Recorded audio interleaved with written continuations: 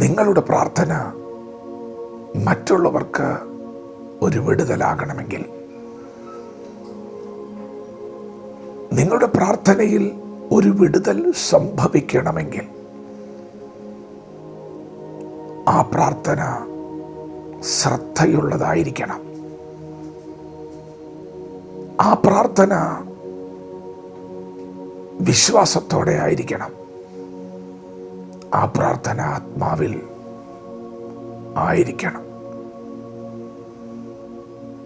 നിങ്ങൾ പ്രാർത്ഥിക്കുമ്പോൾ നിങ്ങളുടെ പ്രിയപ്പെട്ടവർ വിടുവിക്കപ്പെടണമെന്ന് നിങ്ങൾ ആഗ്രഹിക്കുന്നുണ്ടെങ്കിൽ,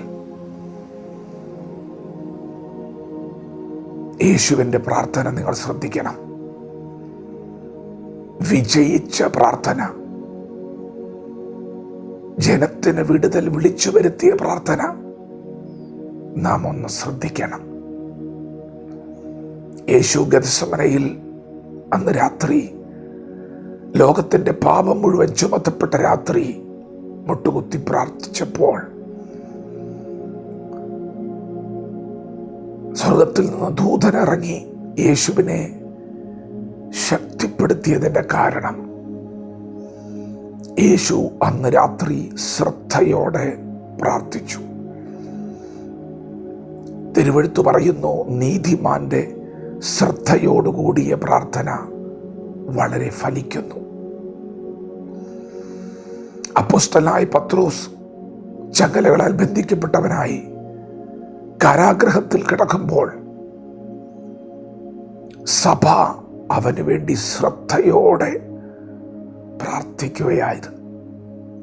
നിങ്ങൾ എന്താണ് പറയുന്നത്? നിങ്ങൾ എന്താണ് പ്രാർത്ഥിക്കുന്നത്? അത് ശ്രദ്ധയോടെ ആയിരിക്കണം.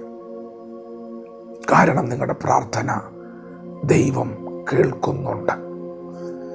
ദൈവത്തിൻ്റെ ചെവി നിങ്ങൾക്ക് വേണ്ടി തുറന്നിരിക്കുകയാണ്. ദൈവത്തിൻ്റെ കണ്ണുകൾ നിങ്ങളിൽ പതിഞ്ഞിരിക്കുകയാണ്. നിശ്ചയമായും ദൈവം നിങ്ങളുടെ പ്രിയപ്പെട്ടവരെ വിടുവിക്കും. ദൈവം നിങ്ങളുടെ വിഷയത്തിൽ ഇടപെടും. നിങ്ങൾ ശ്രദ്ധയോടെ പ്രാർത്ഥിക്കണം. പ്രാർത്ഥനയിൽ നിങ്ങൾ ഉദാസീനത കാണിക്കരുത്. പ്രിയപ്പെട്ടവരെ, അപ്പോൾ തന്നെ പരിശുദ്ധാത്മാവ് രേഖപ്പെടുത്തുന്നു, വിശ്വാസത്തോടുകൂടിയ പ്രാർത്ഥന ദീനക്കാരനെ രക്ഷിക്കും. നിങ്ങളുടെ പ്രാർത്ഥനയിൽ ശ്രദ്ധയും വിശ്വാസവും ചേർന്ന് വരണം. ദൈവം കേൾക്കുന്നുണ്ട് എന്ന വിശ്വാസം, മറുപടി വരുന്നു എന്ന വിശ്വാസം,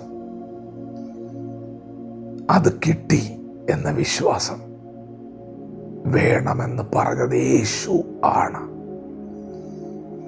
വിശ്വാസം കൂടാതെ ദൈവത്തെ പ്രസാദിപ്പിക്കുവാൻ ആർക്കും കഴിയുകയില്ല.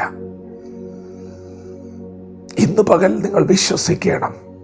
നിങ്ങൾ എന്തിനു വേണ്ടിയാണോ പ്രാർത്ഥിക്കുന്നത്, മറുപടി വരികയാണ്. നിങ്ങൾക്കത് ലഭിച്ചിരിക്കുകയാണ്. പ്രിയപ്പെട്ടവരെ, നിങ്ങൾ വിശ്വാസത്തോടെ പ്രാർത്ഥിക്കണം. പ്രാർത്ഥന നിർത്തുമ്പോൾ നിങ്ങൾ പറയണം, എൻ്റെ ദൈവം കേട്ടിരിക്കുകയാണ്. നിങ്ങൾ പ്രാർത്ഥിച്ചത് മുഴുവൻ ഓർത്തെടുത്തിട്ട് നിങ്ങൾ പറയണം, അത് വരികയാണ്. അതേ വിശ്വാസത്തോടെ പ്രാർത്ഥിക്കണം. അപ്പോൾ തന്നെ പരിശുദ്ധാത്മാവ് പറയുന്നു, നിങ്ങൾ ആത്മാവിൽ പ്രാർത്ഥിക്കണം. ആത്മാവിൽ പ്രാർത്ഥിക്കണം. പരിശുദ്ധാത്മാവിൻ്റെ സഹായത്തോടെ നിങ്ങൾക്ക് ലഭിച്ച ആത്മാവിൻ്റെ നിറവിൽ നിങ്ങൾ പ്രാർത്ഥിക്കണം. ശക്തിയോടെ പ്രാർത്ഥിക്കണം. പരിശുദ്ധാത്മാവ് ഉച്ചരിച്ചുകൂടാത്ത ഞരക്കങ്ങളാൽ നമുക്ക് വേണ്ടി പക്ഷപാതം ചെയ്യുന്നുണ്ട്. ഇന്ന് പകൽക്കാലം നിങ്ങൾ ആത്മാവിൽ ജാഗരിക്കണം.